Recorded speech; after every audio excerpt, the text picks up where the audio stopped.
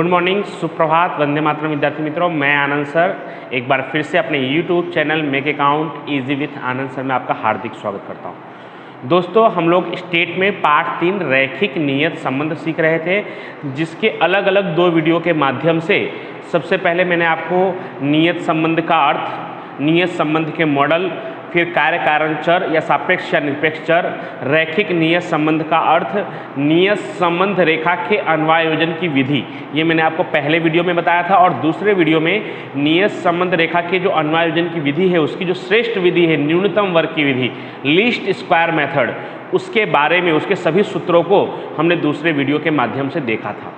आज दोस्तों हम लोग शुरू करने वाले हैं स्वाध्याय 3.1, क्योंकि हमने सभी सूत्रों को देख लिया था। उम्मीद करता हूं कि आपने अच्छी तरह से याद भी कर लिया होगा।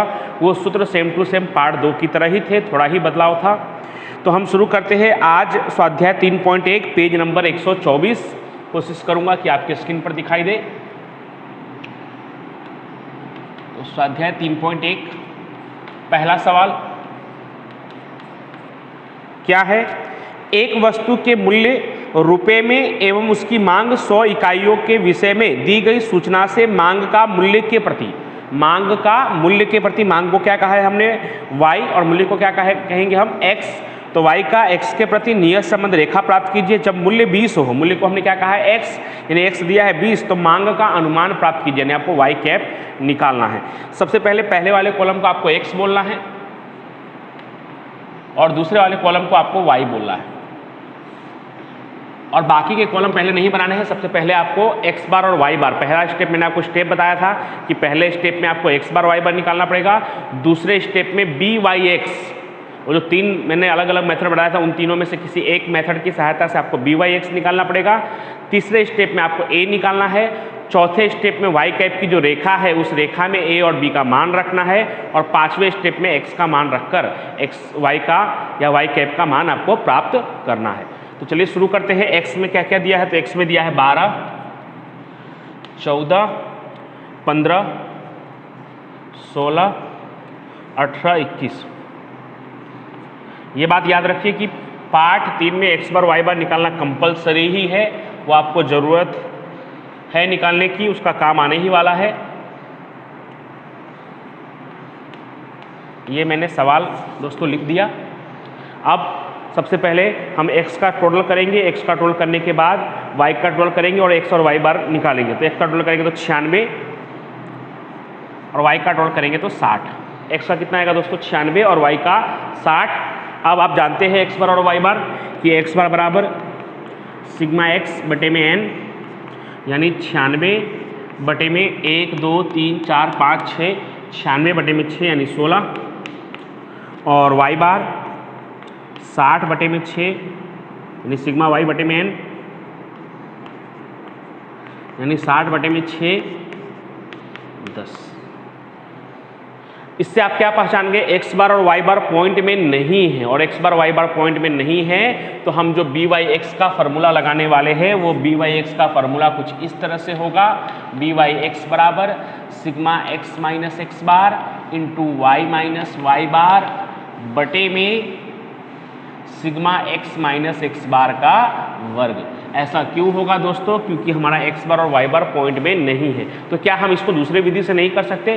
दूसरे विधि से भी कर सकते हैं दोस्तों, लेकिन x बार y बार पॉइंट में ना हो तो मेरा ऐसा मानना है कि आप पहले विधि से करेंगे तो ज़्यादा अच्छा रहेगा, क्योंकि पहले विधि में यहाँ पे स्टेप ना के बराबर होता है, सिर्फ मान रखना है और आंसर आ जाएगा, जबकि दूसरे और तीसरे विधि में स्टेप यहाँ पे ज़्यादा होते हैं।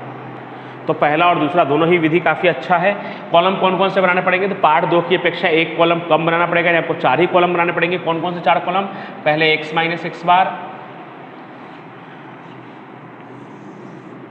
उसके बाद y माइनस वाई बार, फिर x minus x bar into Y minus Y बार, और सबसे लास्ट में x माइनस एक्स बार का वर्ग।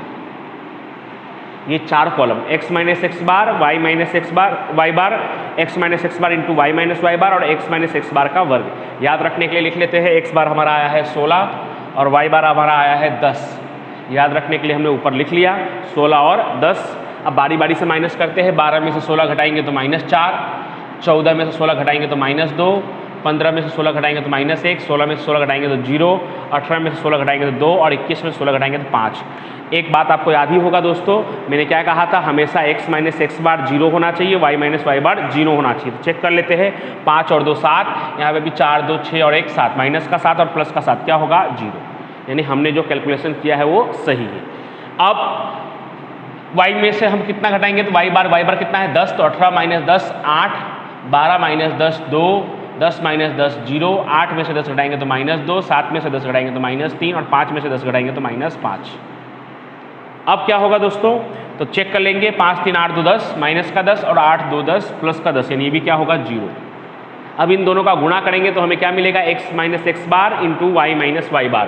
तो 8 चौक 32, माइनस में है तो -32, 2 दूनी 4, माइनस का 4, 0, 2 गुणे 0 करेंगे, -2 गुणे 0 तो 0 ही होगा, 3 दूनी 6, माइनस का 6, क्योंकि एक चिन्ह माइनस में है, एक बार चिन्ह माइनस में होगा तो माइनस में होगा, दोनों चिन्ह अगर माइनस में होंगे तो गुणा करने पर प्लस हो जाएगा। यहाँ पे भी एक ही माइनस है तो 5 5 25, माइनस का 25। अब अच्छी बात यह है कि सबके सब माइनस में है तो सबके सब जुड़ जाएंगे, चिन्ह माइनस का रहेगा, माइनस माइनस भी प्लस होता है, बस चिन्ह माइनस का रहेगा। तो 25 और 6 31 और 4 35, 2 37 47 57 67, माइनस का 67, माइनस 67। अब x माइनस एक्स बार का वर्ग 4 का वर्ग 16, 2 का वर्ग 4, 1 का वर्ग 1, 0 का वर्ग 0, 2 का वर्ग 4 और 5 का वर्ग 25, 16 4 20 और 1 21, 4 25, 25 25 50। अब दोस्तों हम यहाँ मान रख देंगे, मान रखेंगे तो x minus x bar into Y minus Y बार कितना आया है आपका -67 और x माइनस एक्स बार का वर्ग कितना आया है 50। तो इस तरह से आपको b प्राप्त हो जाएगा, कोष्टक में लिख दिया कीजिए आप। तो जब b कितना प्राप्त होगा आपको दोस्तों, तो -67/50 करेंगे तो -1.34, ये आपका b प्राप्त हो गया दोस्तों। b के बाद हमारा कितना स्टेप हो गया दोस्तों, 2 स्टेप हो गया। हमने x बार y बार निकाल लिया, b y x निकाल लिया। अब हम निकालेंगे a बराबर y बार माइनस बी एक्स बार। तो y बार कितना है दोस्तों, तो y बार आया था हमारा 10 माइनस 1.34। ध्यान रखिएगा ये माइनस जो है वो पहले से है सूत्र में, और ये जो माइनस है वो b जो माइनस में आया है हमारा उसके लिए दर्शाया है मैंने।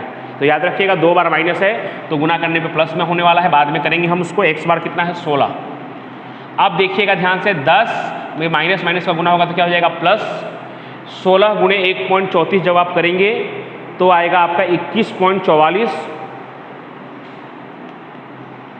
जिसको आप जोड़ देंगे तो आएगा 31.44। तो दोस्तों ये आपका हो गया a।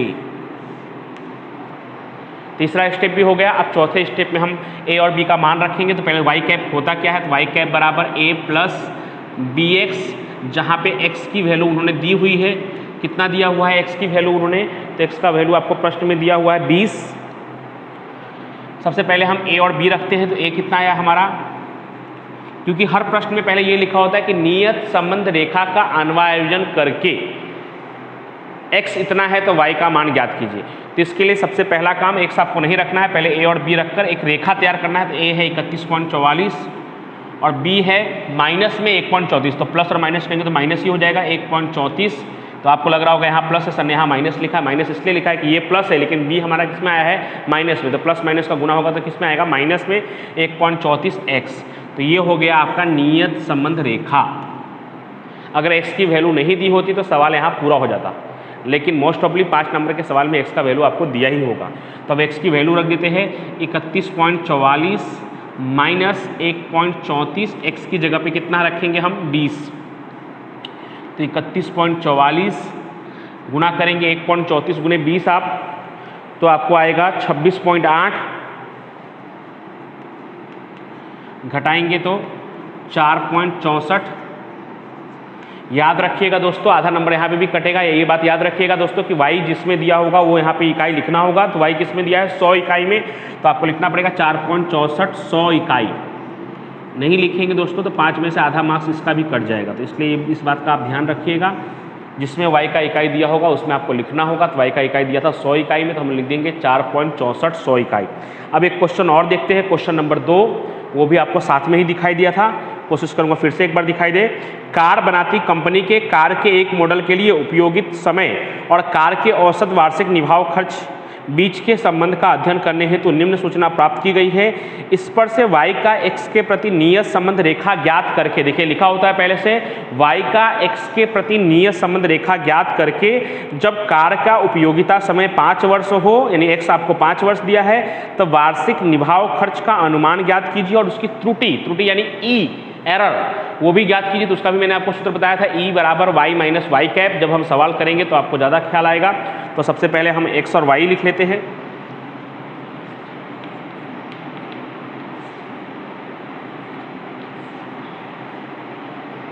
तो दोस्तों x में देखेंगे आप तो x कार 1 2 3 4 5 6 दिया, तो वो नहीं लिखने की ज़रूरत है, उसका कुछ काम नहीं है। x में 3 1 2 2 5 3,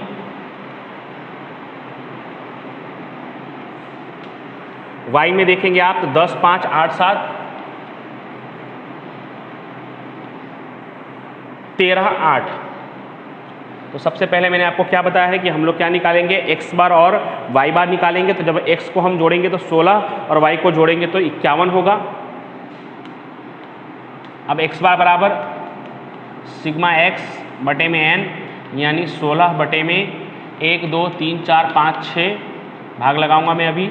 y बार बराबर सिग्मा y बटे में n, यानी 51 बटे में 6। चलिए दोनों को मैं भाग लगा लेता हूँ। तो पहले वाले को भाग लगाएंगे तो 2.67, x बार आएगा 2.67 और y बार आ रहा है 8.5। दोनों के दोनों ही पॉइंट में आया है। एक भी अगर पॉइंट में आएगा तो भी हम पहले सूत्र का उपयोग नहीं कर सकते। तो हमें कौन से सूत्र का उपयोग करना पड़ेगा, तो संख्याएं छोटी है तो हम दूसरे सूत्र का उपयोग करेंगे। किसके लिए, किसकी बात कर रहा हूँ मैं, बी वाई एक्स की बात कर रहा हूँ दोस्तों। बी वाई एक्स के लिए हम दूसरे सूत्र का उपयोग करेंगे। दूसरा सूत्र क्या होता है दोस्तों, दूसरा सूत्र है n sigma x y minus sigma x into sigma y बटे में n sigma x square minus sigma x का होल स्क्वायर। दोस्तों यहाँ पे थोड़ा स्टेप लंबा होगा, लेकिन ये फायदा है कि कॉलम बहुत कम ही बनाने पड़ेंगे, 2 ही कॉलम बनाना पड़ेगा, सिर्फ एक्स वाई और एक्स स्क्वायर, ये 2 ही कॉलम आपको बनाने होंगे। तो चलिए कॉलम पहले बना लेते हैं। एक्स वाई यानी एक्स और वाई का गुना 10 तिहाई 30, संख्याएं छोटी है तो कैलकुलेटर की भी जरूरत नहीं होगी आपको। 5 एकम 5, 8 दूनी 16, 7 दूनी 14, 13 पचे 65 और 8 तिरिक 24। एक्स स्क्वायर 3 का वर्ग 9, 1 का वर्ग 1, 2 का वर्ग 4, 4 25 और 9, 9 1 10, 4 14, 4 18, 18 और 9 27 और 25 52 और एक्स वाई को भी जोड़ लेते हैं। तो एक्स वाई होगा 154। अब यहाँ पे दोस्तों मान रख देते हैं n कितना है, तो n है 6, x y 154 minus sigma x sigma y, sigma x 16 और सिग्मा वाई 51। तो 16 गुणे 51 बटे में n वापस 6, एक्स स्क्वायर 52 माइनस एक्स का होल स्क्वायर यानी 16 का होल स्क्वायर। जैसे हम पार्ट 2 में करते थे लगभग वैसे ही करना है हमको। अब मेरे पास सॉल्यूशन है तो मैं सॉल्यूशन से ही लिख दे रहा हूँ गुणा करके। तो 6 गुणे 154 करेंगे आप तो आपका आएगा 924 और 16 गुणे 51 करेंगे आपका तो आएगा 816। उसी तरह से नीचे 52 गुणे 6 करेंगे तो 312 और 16 का वर्ग करेंगे तो 256। माइनस करेंगे दोस्तों 924 में से 816 तो 108 बटे में 312 में से 256 माइनस करेंगे तो 56। इस तरह से आपकी बी की वैल्यू आ जाएगी 1.93। अब जगह कम है इसलिए मैं यहाँ पे y कैप बराबर a प्लस बी एक्स लिख कर रख दे रहा हूँ। और a प्लस बी एक्स में x की वैल्यू दी हुई है आपको 5, वो हम बाद में रखेंगे।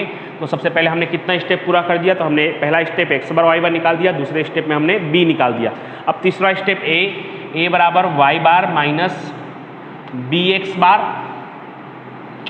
तो y बार दोस्तों कितना है, तो y बार है हमारा 8.5, b आया है हमारा 1.93 और x बार है आपका 2.67।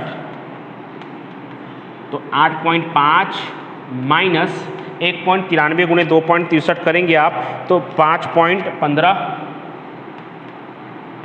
माइनस करेंगे तो आपको a की वैल्यू मिल जाएगी। कितनी मिलेगी आपको a की वैल्यू, तो a की वैल्यू मिल जाएगी आपको 3.35। तो इस तरह से दोस्तों ए कंप्लीट हो गया, बी कंप्लीट हो गया। सबसे पहले स्टेप में हमने एक्स बार वाई बार निकाला, आप देख सकते हैं यहाँ पे। दूसरे स्टेप में हमने अब एक्स बार वाई बार पॉइंट में आया था और संख्याएं छोटी थी तो एक्स वाई के सूत्र का उपयोग करके बी वाई एक्स निकाला। तीसरे स्टेप में ए की वैल्यू निकाला। अब चौथे स्टेप में हम क्या करने जा रहे हैं, तो ए और बी की वैल्यू वाई कैप में रखने जा रहे हैं। तो ए कितना है आपका दोस्तों 3.35 और बी कितना आया है दोस्तों 1.93। एक्स वैसे का वैसा छोड़ देंगे तो ये हमारा वाई कैप की रेखा हो जाएगी। अब दोस्तों x की जगह पे 5 जो सवाल में दिया होगा, आपको ध्यान रखिएगा x बार की वैल्यू मत रख दीजिएगा। कितने बच्चे x बार रख देते हैं, x नहीं मिलता है तो x सवाल में दिया होगा, नहीं दिया होगा तो यहाँ पे सवाल पूरा हो जाएगा।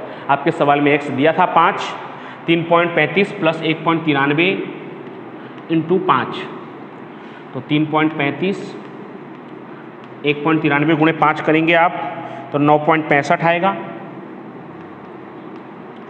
दोनों को जोड़ेंगे तो 13 आएगा। किसमें, तो हज़ार में। हज़ार क्यों लिखा है दोस्तों मैंने, हज़ार इसलिए लिखा है क्योंकि वाई की जो इकाई दी हुई है वो किस में दिया हुआ है, हज़ार में दिया हुआ है। आप बुक में देख सकते हैं। अब इस सवाल में छोटा सा टॉपिक और बाकी है। आपको क्या ज्ञात करने के लिए कहा है, त्रुटि ज्ञात करने के लिए कहा है। तो दोस्तों आपको त्रुटि का एक छोटा सा सूत्र मैंने आपको लिखवाया था, आपको याद होगा, ई बराबर वाई माइनस वाई कैप, यानी x के लिए दिए गए अवलोकित मूल्य और x के लिए जो हमने अपेक्षित मूल्य ज्ञात किया है, उन दोनों के बीच के अंतर को हम त्रुटि कहते हैं। तो x हमारा कितना है 5, तो 5 के लिए आपको सवाल में पहले से भी y दिया हुआ है और जब भी आपको त्रुटि ज्ञात करने के लिए कहा होगा तो x की वैल्यू पहले से, x के लिए y की वैल्यू पहले से भी दी होगी और आप जो ज्ञात कर रहे हैं उसको हम अपेक्षित मूल्य कहते हैं, यानी y कैप कहते हैं। तो पहले y कितना है वो देख लेते हैं। तो आप कोष्टक में जब देखेंगे आप तो x में जब आप 5 दिखाई दे रहा है तो आप देखेंगे ध्यान से 5 के सामने y में कितना है 13, तो वो कहलाएगा y, और हमने y कैप कितना निकाला है तो हमारा भी y कैप कितना है 13 ही है, यानी पहले से भी 13 दिया हुआ है और हमने जो y कैप निकाला है वो भी 13 है, यानी त्रुटि जो है वो क्या आया है 0, यानी दोष नहीं है। हमारा जो अपेक्षित मूल्य है वो संपूर्ण विश्वसनीय है क्योंकि पहले से भी 13 है और हमने जो निकाला है वो भी 13 है। दोस्तों बोर्ड पे जो आपको क्वेश्चन दिखाई दे रहा है वो 3.1 का पहला और दूसरा क्वेश्चन है। अब आपको बोर्ड पर तीसरा और चौथा क्वेश्चन दिखाई दे रहा है, ये भी आपको होमवर्क के रूप में करना है और साथ ही साथ उदाहरण नंबर 1, 2, 3 कोशिश करूंगा कि आपके स्क्रीन पर आपको दिखाई दे। तो क्वेश्चन नंबर 3, 4 और उदाहरण नंबर 1, 2, 3 आपको होमवर्क के रूप में करना है, जिसमें मोस्ट ऑफली या तो पहला सूत्र लगेगा या तो दूसरा सूत्र लगेगा।